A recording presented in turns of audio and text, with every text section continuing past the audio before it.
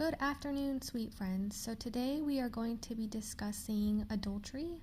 We're going to be in the book of Proverbs. We're going to be starting with Proverbs chapter 5. This is something that is a hot topic amongst standers because a lot of standers are separated from their spouses due to the grips of adultery. And we're going to talk about why it's not okay with God and why it's a sin, what it is and what it's not. So, warning against adultery, okay, is where we're going to start. My son, pay attention to my wisdom. So this is somebody that is speaking to either their literal son or a brother in Christ. My son, pay attention to my wisdom. Turn your ear to my words of insight, that you may maintain discretion and your lips may preserve knowledge. For the lips of the adulterous woman drip honey.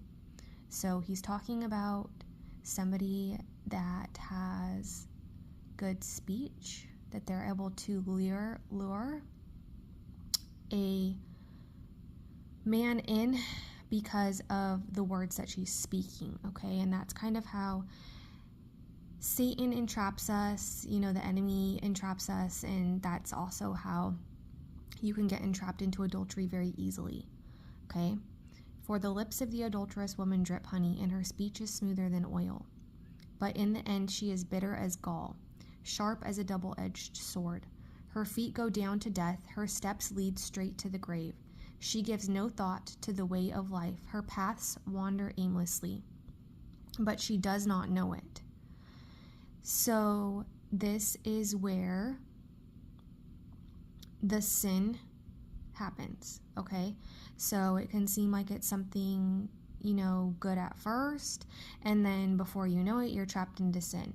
And we're going to flip a little bit to go to James, and we're going to talk about what happens when you're tempted. When tempted, no one should say, God is tempting me, for God cannot be tempted by evil, nor does he tempt anyone. So this is not something that God does to us. This is something that the enemy does to us.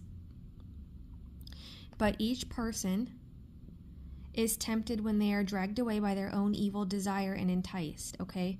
So enticement by the adulterous woman, enticement by the sin. Then after desire has conceived, it gives birth to sin, and sin, when it is full grown, gives birth to death. Okay, so we're going to go back to Proverbs. But essentially what that is saying is that, you're enticed by the adultery, and then it seems like it's good at first.